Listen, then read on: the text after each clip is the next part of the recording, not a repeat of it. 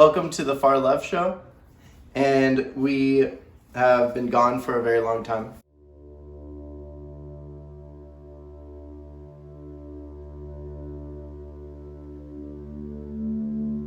We wanted to put out these two interviews that we have had for about a month, and I apologize for not putting these out earlier. There's a lot of changes in the world in our house. We've got Daisy, and we have Dougie. And Dougie's a puppy. He's only a year and a half. And Daisy is 7 years old. So they've been pretty cute. They've been pretty cool. We've had them for like, what, a month? Yeah, a little over a month now we've had them. There's been coronavirus, which has been shutting the economy and daily life down for about, how long has it been? Since March? Sorry. Yeah, since mid-March. Since mid-March. And recently, with the killing of George Floyd, there's been riots in multiple cities. I think it's beautiful to see us taking back power, and hopefully this results in something incredible, something really amazing for all of us. So without further ado, we're introducing an interview with Sana, who co-founded the Tena Foundation, which basically addresses inequities in medical care and addresses food insecurity and a bunch of other issues that are being created by the pandemic. All right, so today we're here with Sana. She is a part of something called the Tena Foundation. So I first wanted to ask you if you could talk a little bit about what the Tena Foundation is. Sure. Hi, everyone. So I'm actually a co-founder of Tena Foundation, and it is basically, I would say, a grassroots organization that we started as students. I went to Charles R. Drew University, and so did Jamal and Abdul. Those are the other two co-founders. They're also my really good friends. We saw the health disparities around Compton and around the surrounding areas of South LA, Los Angeles. We're all minorities. I'm Indian. Jamal is Eritrean, Yemenis, and Abdu's Ethiopian Egyptian. So we kind of understand the needs in our communities, and it started off from a park where we just made sandwiches and started delivering them to the homeless people. And then after that, we started getting requests when we talked to the communities about how they're in need of hygiene products and, different things, clothes, blankets, socks. A lot of them are diabetic, so especially the socks were very important. And we started kind of packaging those using whatever resources we had, fundraising. And those packages went to Mexico during, the whole crisis that was going on at the border, because we have clinical workers that go there every month. I took some to Greece with me when I was doing the refugee work. And yeah, that's how it came to be. And now we decided that we need to step up during this time because people still need food, they still need resources, and they're not getting any. And is there anything that people watching this can do to help out your foundation or help out just the cause in general? Sure. There's many different ways to help out. I think that if you know any restaurants that would be willing to work with us, you can send them over, because one thing that we're doing is we want local businesses to be able to survive. And I've been budgeting local restaurants. That's how we've been getting the meals, if they can work with us, or donations, hygiene kits. If anyone owns a hotel or works at a hotel and you have a lot of travel items, or you do travel a lot and you have travel sized products, you could donate that to us. I think anything and everything works when it comes to resources. I think the biggest support right now is actually just being aware that there are people that are dying way more than this disease because they're simply not getting food and shelter every single day.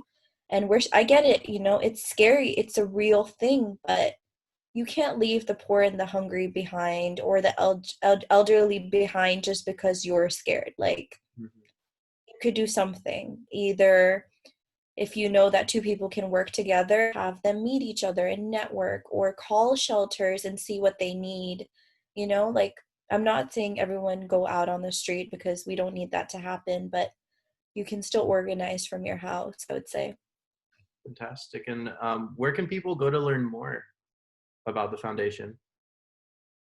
Go on our Instagram page, which is Tena Foundation. You can always ask me. My Instagram is Scalpels and Heels. DM me. We're very responsive, and even just to drop a good word is fine. It always helps to encourage not only us, but everyone else that's working right now, either on the front lines or supporting. I think that support is so important, because we do get drained, and when we see positive feedbacks, it helps us go another day. Mhm. Great. Yeah. Well, thank you so much for sharing about the foundation with us. We really appreciate it. Yeah, well, thank you so Thank much. you for having me. Thank you, Sana, for that interview and your time. Next up, we're going to have Lisa Pease, an interview with her. And she is an author, and she has studied John F. Kennedy as well as Robert Kennedy and their assassinations. So here is our interview with her talking about Robert Kennedy's assassination. All right, so today we're here with Lisa Pease, and she is the author of A Lie Too Big to Fail, the real history of the assassination of Robert F. Kennedy. So before we ask you some questions about the assassination, can you first give an explanation of who Robert F. Kennedy was? Yes, it's sad that I have to do that, because he should be one of the prominent figures in history. Robert Kennedy was the younger brother to President John F. Kennedy of the huge Kennedy clan. He was, how do I want to say, he rose to power with his brother. He was prosecuting mobsters and racketeering while his brother was in the Senate. When his brother ran for president, when he won, John Kennedy appointed Robert Kennedy the Attorney General of the United States. After John Kennedy was killed in 1963, Robert Kennedy tried to take up the mantle for social justice and change, and he became a bit radicalized by that, advocating for Medicare for all, which his brother, John Kennedy, had argued for. Definitely wanted to end the war in Vietnam after originally being one of the proponents of it. And the reason for that, just so people understand, is that up until Vietnam, most wars had been conducted as full-on ground land wars.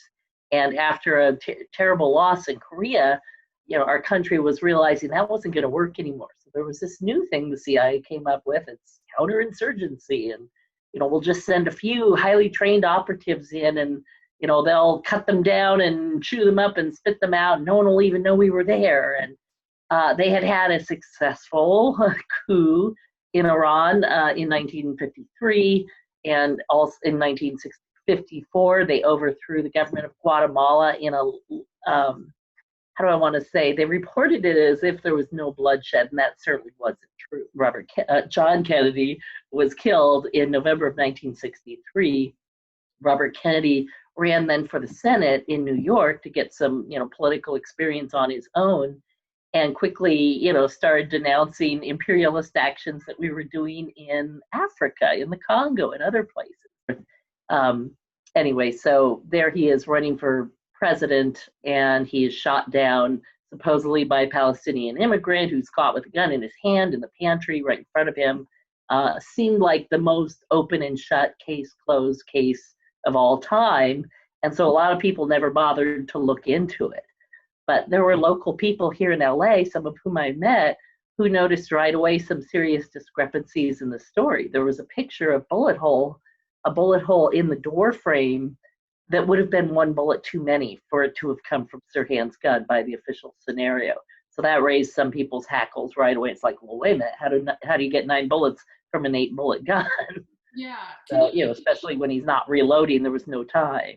So. Yeah. Can you actually explain a little bit more about the assassination itself? So, like, where did it happen? How did it happen? Who's this supposed person being Yeah, assassin. Sure, sure.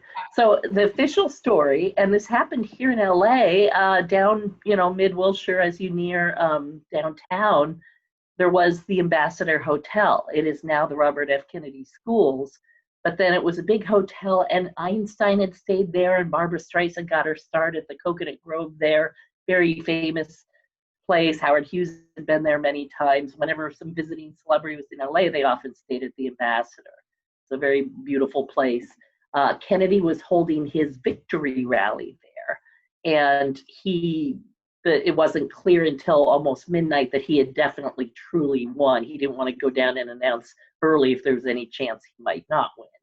But as the numbers came in, it became very clear. So by midnight, he's like, okay, it's time to go down and declare victory. And he went to the embassy ballroom. After he gave his speech, he exited behind the stage. He entered a little corridor, turned right, went down a little slope, and then into the kitchen where it was the shortest route to the press room. He was going to talk to the press before he left the hotel.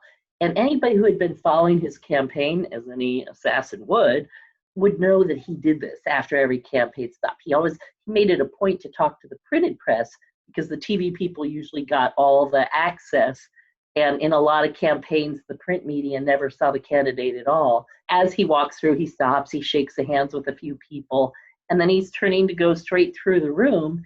Sirhan steps out, pulls a gun. He's right in front of him. And I know this for a fact, it's not a theory, because there were a number of witnesses who saw them at that distance. And I specifically focused on the witnesses who saw them both, Robert Kennedy and this young guy, Sirhan. And those who saw them both at the same time said they were facing each other. And this is interesting because Sirhan fires the gun, everybody apprehends him and tackles him, turns him over to the police. There's a fake trial, which I'll talk about in a minute. He's, convicted, goes to jail. There's a reinvestigation, which was also fake in ways that people didn't understand at the time in 1975. And then the case kind of disappeared. And then in 1989, Sirhan did an interview where David Niven interviewed him, and he again confessed, to committing the crime. And, all of this has an explanation that proves that Sirhan is innocent, which I know sounds ridiculous and crazy to people who don't know the case, but I'll get there. Anyway, so it was obvious that Sirhan had been firing at Kennedy, but that was really the only thing that was definitely provable, because it turned out his gun appears to have been firing blanks. Robert Kennedy himself was shot from about an inch behind the right ear, and Sirhan's directly in front of him and his gun muzzle, the witnesses said, was 3 feet away, not his body, but the actual gun muzzle was 3 feet away. So there's literally no way he could make that shot. And there was a guard holding Robert Kennedy, holding him by his right elbow. I wish I had two people here. It'd be easier to show you. But the guard who's holding his elbow, see if I can stand up a little bit. Anyway, Kennedy was shot from under his right arm. So the guard who's holding his elbow is in the perfect position to shoot him. He was shot twice under the arm. And then one of the shots went across his back and lodged in the back of the neck.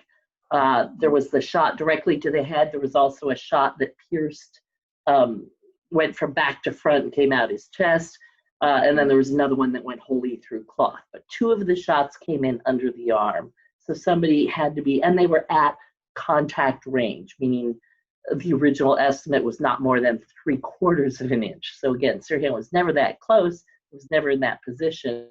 And the police just tried to say, oh, well, Robert Kennedy turned, Sirhan lunged. The witnesses just missed it. And of course, that's just not true. And the witnesses were super consistent what they saw. They saw Sirhan step out and fire at him from the front. Robert Kennedy put his hands up to his face because he too perceived the shot coming from the front. If it was his side, why wouldn't he put his hands up to his ear, right? He put his hands up to his face because he was facing the gunman. And anyway, so that's in a nutshell, that's kind of the official story of the case. I had my first internet search ever when it went public happened to be JFK assassination. And I landed in Alt Conspiracy JFK, a news group where they were rabidly, and I do emphasize rabidly, discussing the case and attacking anybody who said it was a conspiracy. And And I was sure it was a conspiracy, but I wasn't that sure who did it or why or what the facts were. I just knew that it didn't add up. And so I got soundly, roundly attacked on a daily basis. And that helped me develop a really strong core. I actually recommend you go be attacked in one of these online forums. You have to get over that in order to participate in history and society in a meaningful way. Those of you who worked on the Bernie campaign, you know what it's like to be attacked on a daily basis. It does make you stronger. I mean, they say that what doesn't kill you makes you stronger, and it's true. It's not pleasant, it's not fun, but once you get through it, you meet the most amazing people. And I've made so many amazing contacts through both my research and, of course, the Bernie campaign, because I see these things as the same thing. It's all about trying to get the truth, trying to find out what is stopping us from getting what we need in society, and how do we get a better world even with these obstacles in place. And so that was kind of the motivation for my personal research. And I figured if I could expose how the crime was done, I might save the life of a future candidate, because people would start to know what to look for, and they might even be able to catch a plot before it actually hatched. And going into like founded and unfounded conspiracy theories, I get in a lot of arguments with people because personally, I don't think we have a legitimate democracy, since the voting machines are unobservable in their ballot counting and they're created by corporations. So I was curious, Yes. Do you feel that we have a legitimate democracy, a healthy, thriving democracy?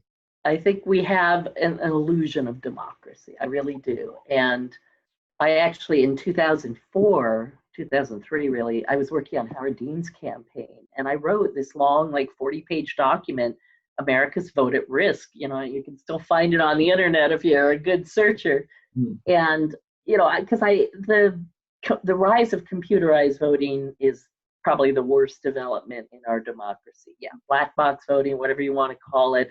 Faith-based voting, I think, is a good term, because it's like you throw your vote out there and you hope somebody counts it. I understand in Europe, they do vote on paper, and the counting is witnessed by multiple people. It's like every party is represented, and it takes days, and that's just standard. And I'm okay with that. It's like, if it takes 2 weeks to find out who really won, I'm okay with that. As a former computer developer myself, I used to program and, write stuff. It's like, I know how easy it is to show you one thing and store something else. It's just the easiest thing in the world. And people really don't want to go there because it shakes their faith in government. And government is like your parents, which is ironic, because really we're the parents of our government. We are not the children. People are raised to believe that they're the children and the government's there to, control them and take care of them. And until people understand that our vote is maybe not really our vote, I do not agree with those who say, well, then don't vote at all, because what's the point? It's all illegitimate. I don't believe that. I think you pay a high price when you want to rig an election, and you don't rig all the elections because you can't afford it. And so I think it's always important to go, and that the down ballot races are often more important than the top of the ballot races, and especially the judges, because they're the ones. And I used to, there was this theory, we need more women and people of color. And so I used to just vote for the woman or the person of color on the ballot. And then I found out the Republicans were gaming that, and they were stacking those. And so that's a terrible way to pick your judges. You can actually Google every judge candidate now and see who is supporting them, and you'll get a really good sense, right away. If it's the National Rifle Association versus the Sierra Club, you know who you're getting, right? So please don't do the obvious thing. Please research every candidate, because I do think our votes can matter, but at the highest levels, I'm not sure they do matter. Well, thank you so much. I think this is the first time I've seen you since 2016 or 2015. Yeah. You're volunteering. But thank you so much for coming on to our show. We appreciate Thank you for having me. And thank you for your own curiosity and doing what you're doing, because really we have to be the media for each other, because the CI controls the media just like the establishment controls the voting machines. There's so little and information is key in a democracy. So you are helping save the country, and thank you for that. Thank you, and you are too, for speaking truth to power. And I was curious, are you writing anything new? Are you doing any new research? Or? Well, my next projects will probably be screenplays, because I had actually moved back to LA to pursue that. And then the Robert Kennedy case was still weighing on me. And data kept kind of coming to me to the point where it's like, okay, this is a sign from God. I have to tell this story. And so I put all my screenwriting on hold. But now I want to move forward because I think sometimes stories help change the world in ways we don't think about. And so there's a lot of power there, the power of a positive example or a positive story that maybe shifts somebody's thinking just a little bit. And so that's my next goal. We'll see. Is there anywhere our audience can go to learn more about your works and your endeavors? Yes. First of all, you can go to Amazon.com and look up Lisa Pease, LISAPEASE, to find my books, plural. I have a blog I haven't posted in decades, but it's still got a lot of good stuff on it. It's called realhistoryarchives.blogspot.com. I have an old site that is partially hacked, so I can't verify for all the information there, at realhistoryarchives.com. And certainly if you just Google my name at Consortium News, I wrote a ton of articles for them over the years. And I'm on Twitter at Lisa Pease. So these are different ways of finding me and my work. Awesome. Thank you so much. Thank you. Thank you. Appreciate you having me. Thank you for watching, and we're gonna be start coming out with some more consistent stuff. Boom.